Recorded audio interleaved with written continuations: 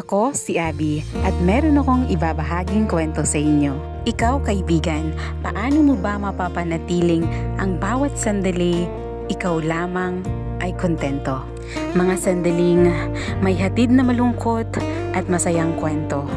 Ang husay lamang sapagkat sapat na ang daloy ng tubig, sapagkat madalas tubig ang paraan upang umagos patungo sa bawat isa ang pag-ibig.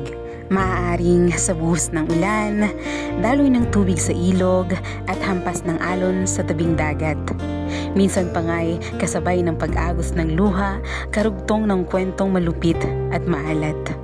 Ngunit maiibsan ng lungkot na nadarama at mapapalitan ng masasayang halakhak. Oo, masasayang halakhak na wari dinuduyan ka patungong alapaap. Napakasarap sa pakiramdam ang mabihag sa kaligayahan. Salamat kahit paano nakalimot tayo sa bahagyang ikot ng orasan. Naway sa ilang oras o mga araw o di kay taon man ang lumipas. Huwag sanang liparin lamang ng hangin ang mga alaalang walang kupas. Mga alaala na maaring hindi perpekto, ngunit naging kumpas natin patungo sa totoong mundo. Naging himig din natin upang makabuo ng isang awitin.